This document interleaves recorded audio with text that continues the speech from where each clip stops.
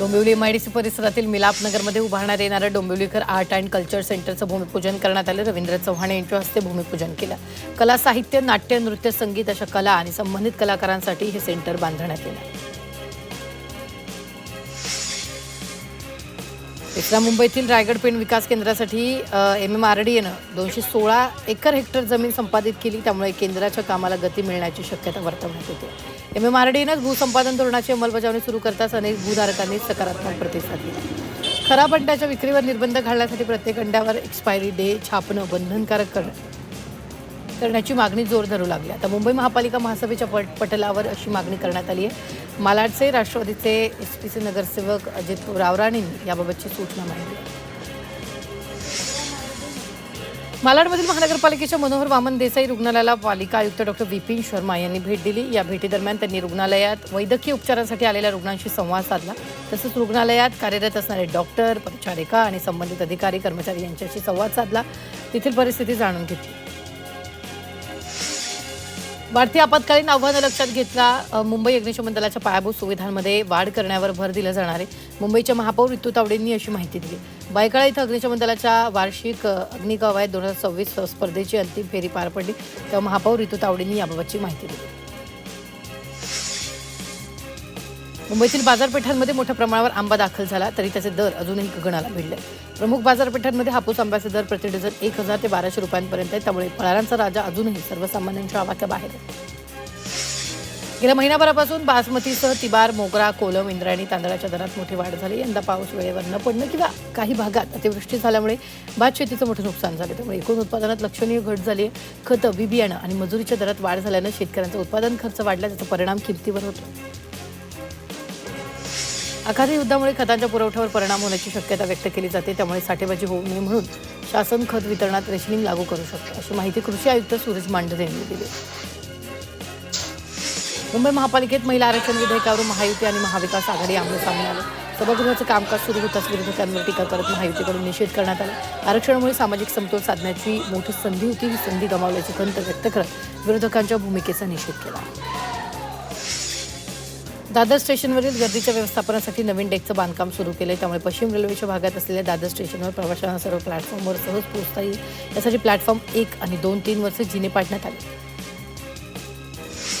पूर्व द्रुतगती महामार्गावरील महत्त्वाच्या 5 उड्डाणपुलाच्या डागडुजीसाठी मुंबई महापालिकेने मोठी योजना हाती घेतली आहे. या 5 पुलांवरील दुरावस्था दूर करण्यासाठी मुंबई महापालिका 60 कोटी रुपये खर्च करणार आहे. त्यामुळे हे उड्डाणपूल खड्डेविरहित होतील आणि वाहतूक सुरळीत होण्याची अपेक्षा आहे.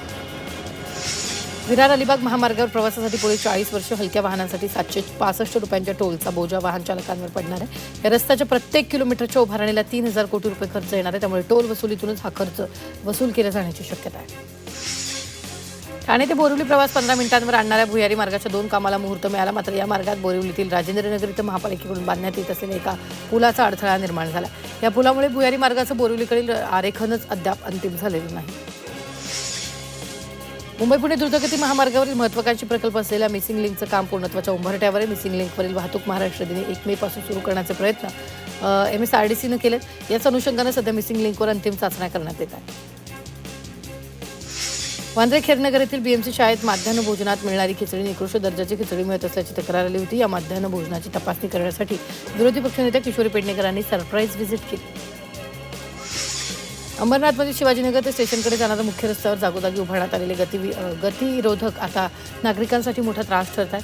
वाहन चालकांना वारंवार ब्रेक लावावा लागत असल्यामुळे प्रवास वेळखाऊ आणि असुविधाजनक बनला आहे. त्यामुळे आवश्यक त्या ठिकाणीच गतिरोधक ठेवावेत अशी मागणी करण्यात येते. उन्हाळ्याच्या दिवसांमध्ये मुंबईला पाणीपुरवठा करणाऱ्या धरणांमधील पाणीसाठ्यानं तळ गाठायला सुरुवात केली आहे. मुंबई शहराला पाणीपुरवठा करणाऱ्या धरणांमध्ये फक्त 32% पाणी शिल्लक राहिले. कडक उन्हाच्या दिवसांमध्ये पाणी कपातीचं संकट मुंबईकरांवर पाहायला मिळते.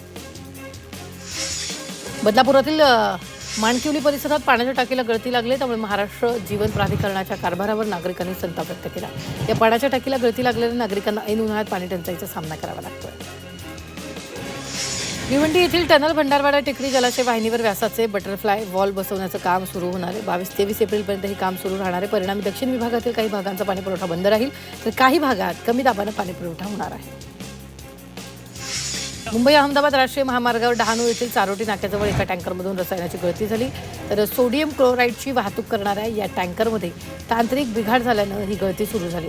वाऱ्यासोबत हे रसायन पसरल्यानं महामार्ग आणि आसपासच्या परिसरातील नागरिकांना त्याचा मोठा फटका बसला. काही गर्दीच्या वेळी पनवेल रेल्वे स्थानकावर एक धक्कादायक घटना घडली. लिफ्टमध्ये झालेल्या तांत्रिक बिघाडामुळे प्रवाशांसह ही लिफ्ट अचानक मध्येच बंद पडली. त्यावेळी लिफ्टमध्ये 4 प्रवासी अडकल्यामुळे पनवेल रेल्वे स्थानकावर एकच खळबळ उडाली. लिफ्टच्या देखभालीकडे होत असलेल्या दुर्लक्षामुळे ही घटना घडली. डोंबिवली रेल्वे स्थानकात लोकलचा डबा रुळावरून घुसला. कळवा कारशेडवरून कल्याणकडे ही लोकल जात होती. त्यामुळे कल्याणकडे जाणाऱ्या धीम्या मार्गावरील वाहतुकीवर परिणाम झाला. त्यामुळे आठवड्याच्या सुरुवातीलाच ऐन गर्दीच्या वेळी प्रवाशांचे हाल होत असल्याचं पाहिलं. विना हेल्मेट दुचाकी चालवणाऱ्यावर कारवाई करण्यात येणार आहे. तर पोलिसांकडून वाहतूक कायद्याच्या नुसार 500 रुपयाचा दंड आकारला जाणार आहे. तसंच वाहतूक नियम मोडल्यास संबंधिताच्या सेवा पुस्तिकेतही त्याची नोंद केली जाण्याचा इशारा देण्यात आला. सोशल मीडियावर व्हायरल केल्या जाणाऱ्या बेकायदेशीर आणि दिशाभूल करणाऱ्या मजकुराविरुद्ध निवडणूक आयोगानं कडक भूमिका घेतली. एआयचा वापर करून बनवण्यात आलेले मेसेज 3 तासाच्या आत डिलीट न करणाऱ्या सोशल मीडियावर कारवाई केली जाणार असा इशारा आयोगानं दिला आहे. भिवंडीवाडा रस्त्याची दुरावस्था मागील अनेक वर्षापासून या रस्त्याच्या कामासाठी 800 कोटी खर्च करून संपूर्ण रस्त्याचं कॉन्क्रिटीकरण केलं जाते. मात्र ही काम संत गतीने सुरू असल्यानं प्रवाशांना मोठा त्रास सहन करावा लागतो. एका महिला खासदारानं महिला आरक्षणाला विरोध करणं म्हणजे त्यांच्या बौद्धिक उदाहरण आहे. जयकुमार गोरेंनी प्रणिती शिंदेंना टोला लगावला. महिलांना संधी मिळावी अशी भूमिका पंतप्रधान मोदींनी घेतली. विधेयक नामंजूर झालं म्हणून जल्लोष करणारा काँग्रेस पक्ष आहे. काँग्रेसच्या रासाला सुरुवात झाली असं म्हणत गोरेंनी टोला लगावला.